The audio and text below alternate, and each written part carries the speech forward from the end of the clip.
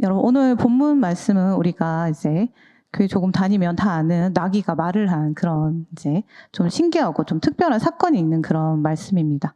그런데 이 본문은 뭐 나귀가 어떻게 말을 하지? 이게 도대체 어떻게 가능한가? 뭐 이런 것이 중요한 이야기가 아니라 이제 오늘 본문은 이제 민수기에서 이스라엘 백성이 가나안 땅을 향해서 이제 행진하는 과정에 그 긴 여정 과정에 갑자기 이제 모압 왕 발락과 그 이방 선지자인 발람의 이야기가 이제 끼어들면서 시작되는 그런 좀 갑자기 생겨난 그런 이야기이기도 합니다. 이 당시에 이제 이스라엘 백성들이 이집트를 나온 뒤에 이제 광야를 지나서 이제 모압 평지에 진을 치게 됩니다. 그런데 이 모습을 본 모압 사람들과 이제 모압 왕 발락이 패닉 상태에 빠지는 거예요. 아니, 이스라엘이 아직 공격한 것도 아닌데 그냥 자기들 땅 근처에 이제 천막을 쳤을 뿐인데 이제 난리가 난 거죠. 그 이유가 있었는데 그 이유는 단순히 이제 보면 얼마 전에 그 이스라엘이 아모리 왕 시온과 전쟁에서 승리했다는 소문을 들었기 때문이었습니다. 사실 이 전쟁이 이제 이스라엘이 원해서 일어난 것은 아니었어요. 이스라엘은 이제 가나안 땅에 가기 위해서 그 아모리 왕 시온에게 좀 길을 우리가 지나가기만 하겠다. 길을 빌려달라. 뭐 이렇게 요청을 했는데 그 시온 왕이 이를 거절하고 이제 전쟁이 일어나게 된 것이었습니다. 그런데 이스라엘이 이 시온과의 전투에서 이제 압승을 거두게 된 거죠. 그 사실 시온 왕은 굉장히 강한 그런 나라였는데 시온 왕인 아모리 왕은 이 모압조차도 이기지 못했던 좀 강력한 민족이었습니다. 이게 좀 뭐 굳이 말을 하자면 작은 스타트업 하나가 이제 세계적 글로벌 대기업을 갑자기 꺾어버린 그런 사건이었습니다. 그래서 이 소식을 들은 그 발락은 이제 우리 차례구나 하면서 좀 엄청나게 이제 마음이 두려워진 것이었죠. 그래서 발락이 이제 장로들과 막 회의를 소집하고 어떤 방법이 없을지 막 찾기 시작합니다. 근데 뭐 찾기 뾰족한 수가 없었어요. 근데 그때 떠오른 이제 발락 왕 머릿속에 떠오른 이름이 있었는데 그 이름이 발람이었습니다. 그 발람이란 사람은 그 메소포타미아 지역 그 시대에 이제 그 유브라테 강 근처에 부돌이라는 곳에 사는 좀 유명한 예언자였습니다. 그가 복을 빌면 복이 임하고 저주하면 저주가 임한다는 그런 소문이 좀 자자한 한마디로 좀 용하다고 소문난 그런 사람이었어요. 그래서 이제 발락이 이 장로들을 사신으로 보내고 예물을 이제 들려보내면서 그 발람을 데려오라고 시킵니다. 이스라엘을 저주하기 위해서. 그러자 하나님께서 이제 직접 발람에게 나타나셔서 이렇게 말씀하십니다. 22장 12절 한번 같이 읽을게요. 같이 읽겠습니다. 하나님이 발람에게 이르시되 너는 그들과 함께 가지도 말고 그 백성을 저주하지도 말라. 그들은 복을 받은 자들이니라. 하나님 뜻이 굉장히 분명했어요. 가지 마라. 이스라엘을 저주하지 마라. 그들은 복받은 내 백성이다. 그래서 발람도 이제 사신들에게 하나님이 허락하지 않았다고 이제 전합니다. 그런데 이 발락 왕이 이 말을 듣고 정말 못 오는구나. 하나님 가지 말라 했구나. 이렇게 생각한 게 아니라 이놈이 몸값을 올리려고 이러는구나. 수작을 부리는구나. 이렇게 오해를 하게 됩니다.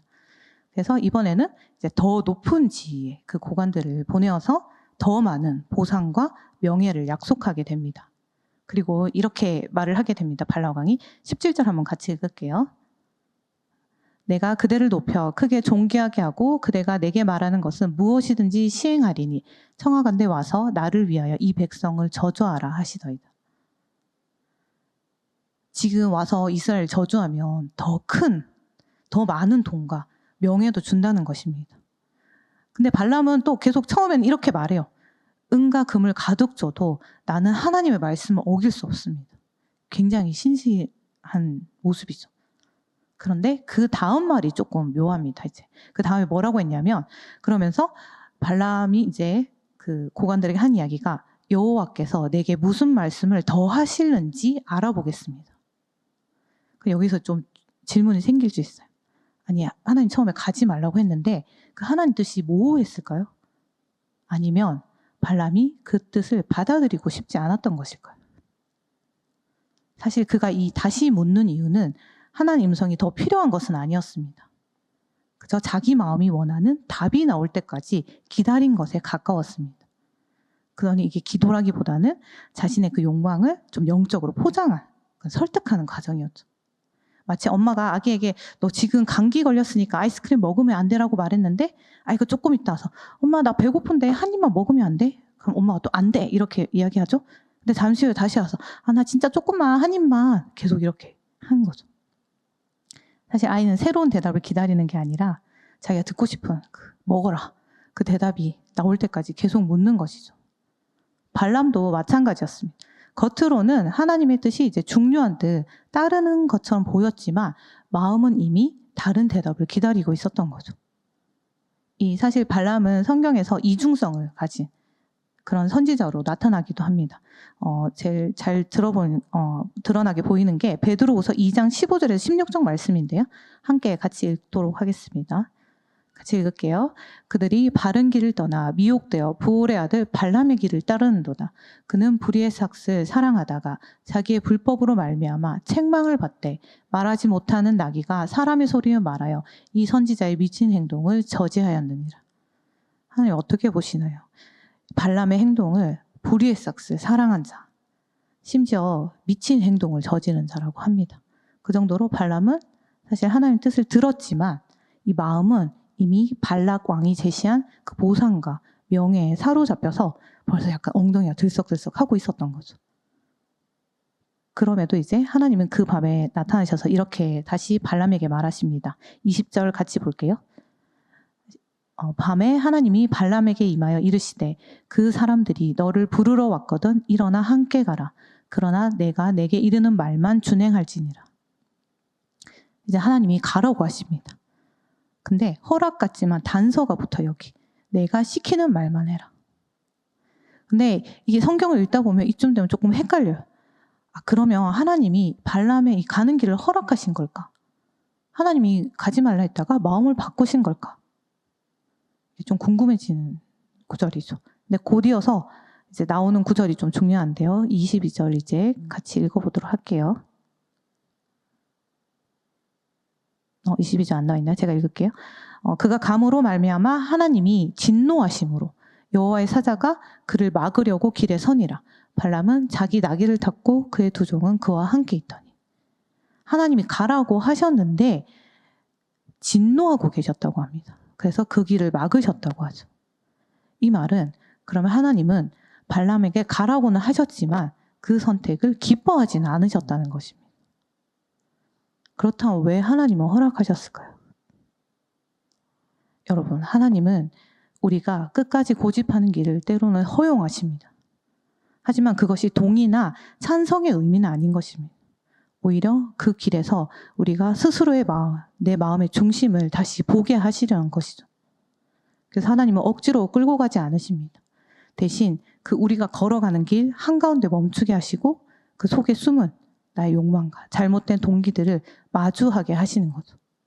그래서 그 과정이 때로는 굉장히 좀 불편하기도 하고 아프기도 할 때가 있습니다.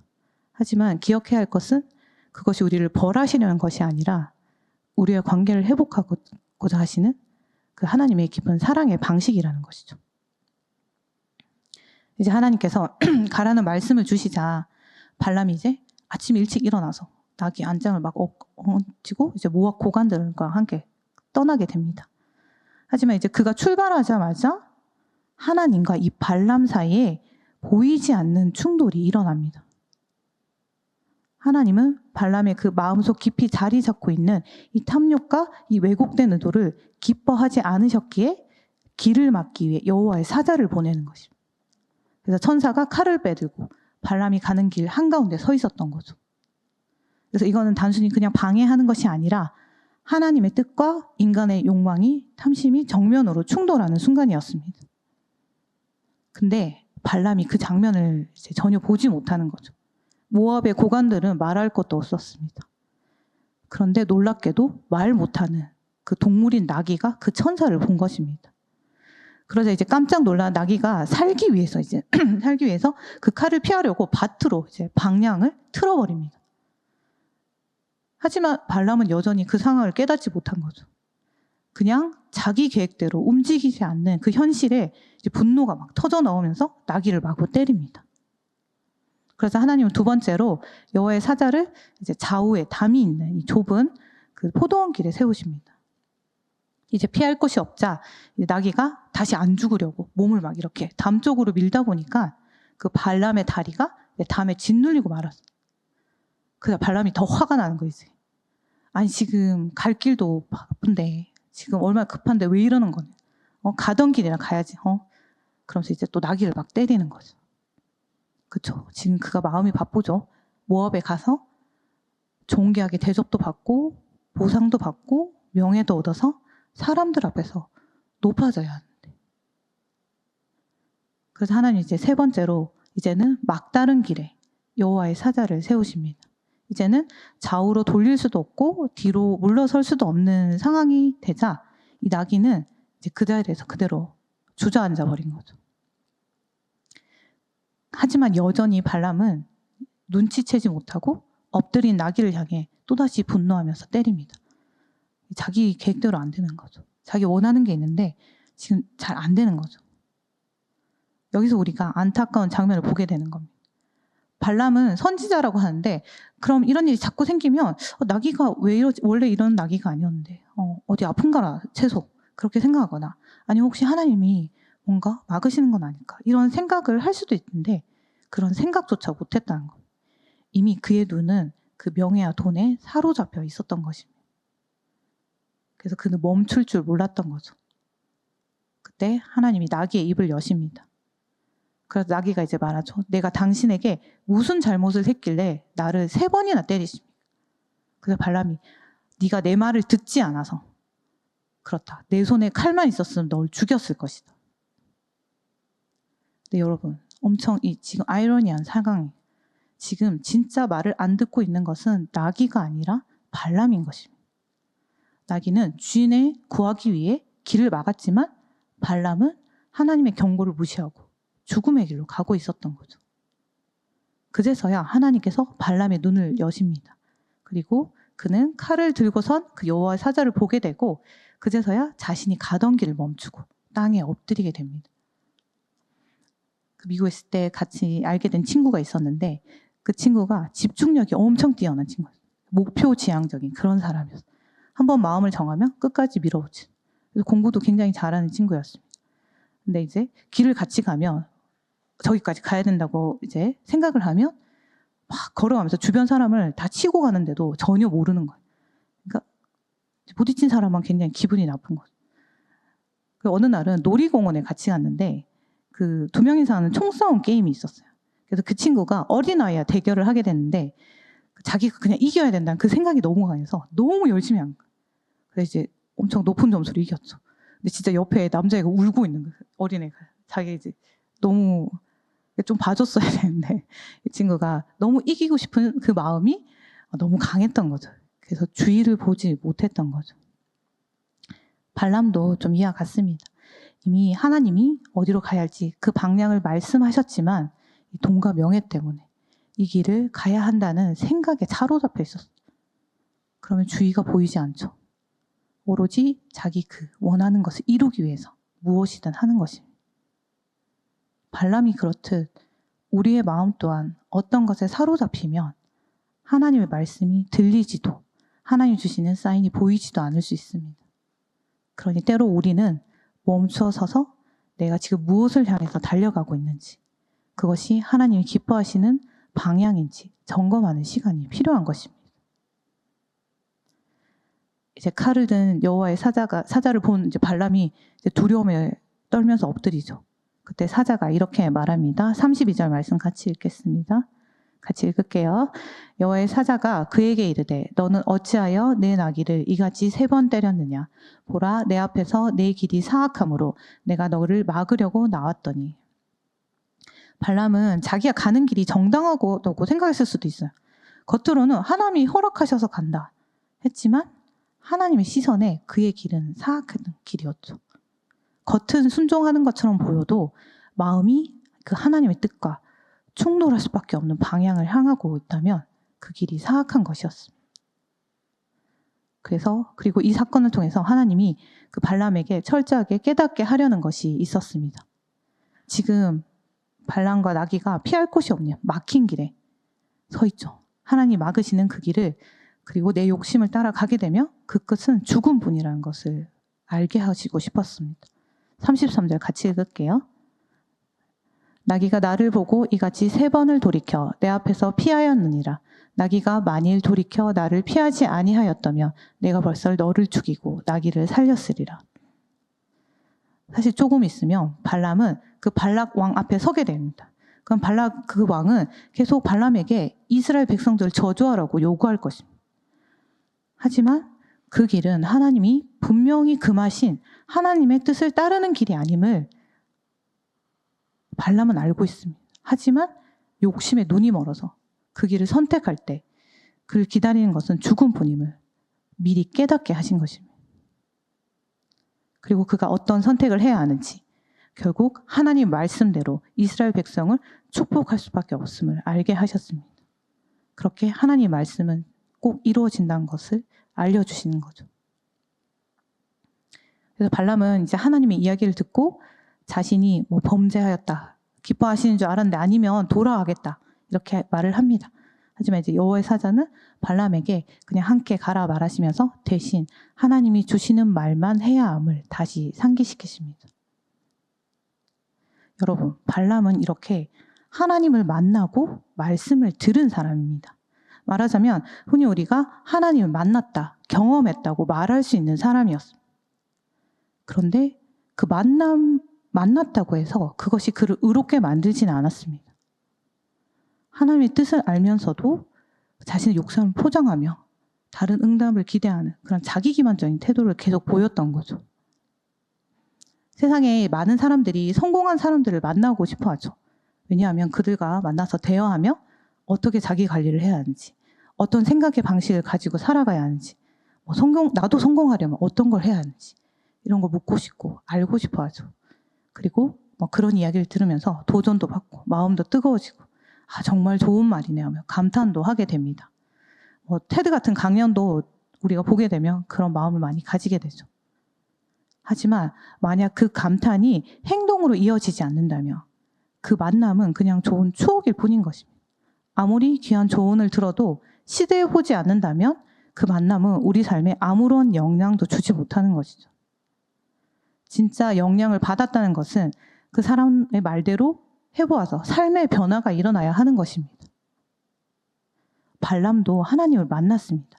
하나님의 음성도 들었지만 문제는 그 만남이 그의 마음과 길을 바꾸지는 못했다는 거죠. 그는 여전히 욕심의 마음을 빼앗겼고 하나님 이미 가지 말라고 하신 길을 붙들고 있었습니다.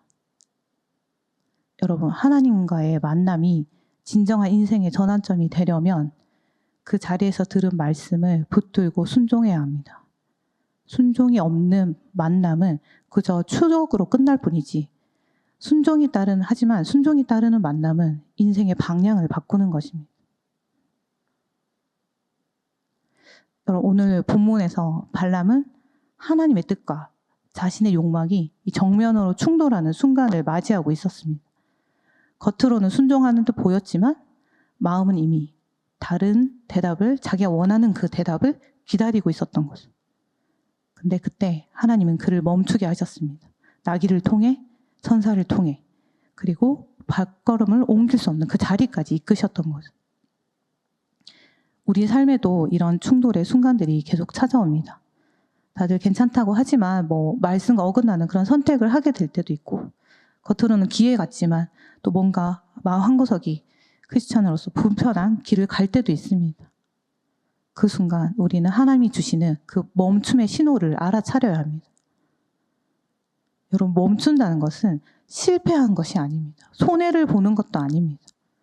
그것은 죽음으로 가는 길에서 그 방향을 돌려 생명으로 가는 길인 것입니다. 그리고 여러분, 그 멈춤이 끝이 아닌 것입니다. 하나님을 만나는 그 감격적인 순간 뒤에 그 만남이 순종으로 이어지지 않는다면 우리의 길은 변하지 않습니다. 근데 여러분, 하나님 뜻을 어떻게 알겠습니까? 말씀 앞에, 말씀을 읽을 때 우리가 하나님의 뜻을 알 수 있는 것입니다. 그럼 여러분, 이번 한 주도 여러분이 정말 하나님과 만남이 여러분의 인생을 변하고 바꾸기 원하신다면 하나님 말씀 앞에 앉으시기 바랍니다. 그리고 그분의 음성에 귀 기울이시면서 어떻게 살아야 할지 진지하게 물으시기 바랍니다. 여러분의 삶이 그저 만남으로 그치지 않고 말씀 안에서 변화가 생겨나는 그런 한 주가 되시기를 예수님의 이름으로 기도합니다.